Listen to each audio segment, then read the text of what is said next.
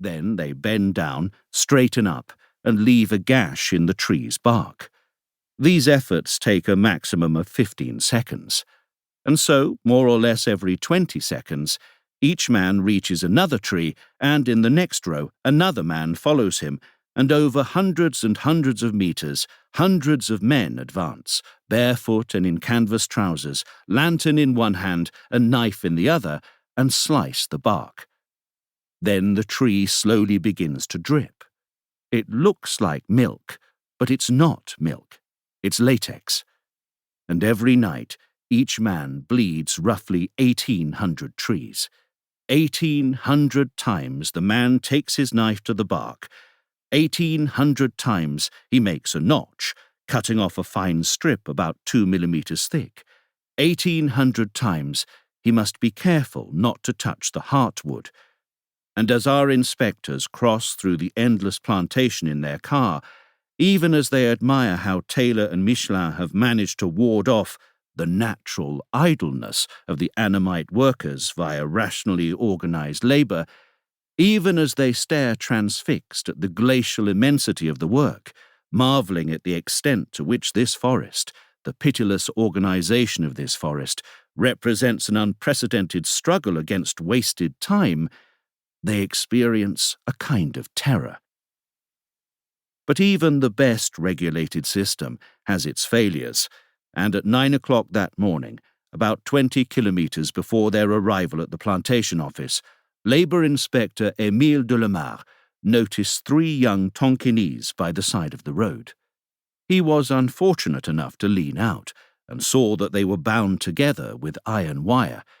It must have seemed odd to him, incongruous, these 3 shoeless men tied together, and so he immediately ordered his driver to stop.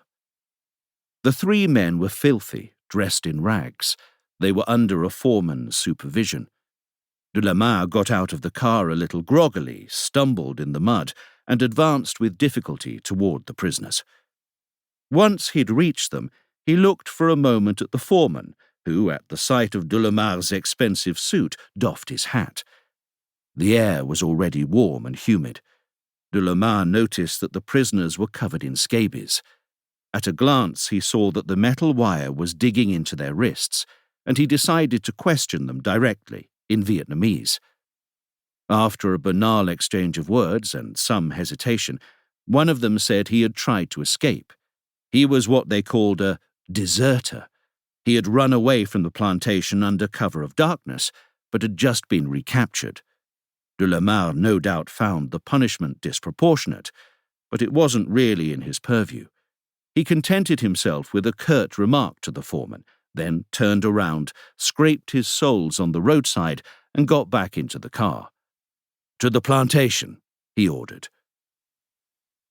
During the rest of the trip, he tried to forget that painful scene, and thank God, when they arrived at the plantation, they were treated to a warm welcome. After a cursory glimpse of the facilities, they were introduced to the director of the Michelin establishments in Cochin, China, Monsieur Alpha, accompanied by the plantation manager, Monsieur Trier, and several European employees. The group of them made a more extensive tour. The coolie housing, tiny garden plots, showers, infirmary, quartermaster's stores, water tower. The inspectors viewed the new equipment with admiration.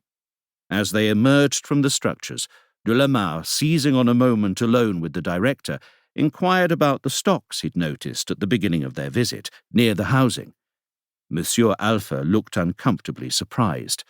He turned to his aide, Monsieur Trier, and asked for an explanation. "I built that for deserters," Trier said a bit sheepishly. "We don't keep them longer than one night, and only attached by 1 foot. "Are there other stocks on the plantation?" de Lamar asked. "Not a one," Trier answered categorically. The visit continued. Now they were at the kitchens. They were to get a complete tour of the premises. Trier began by vaunting the modern layout, the cleanliness.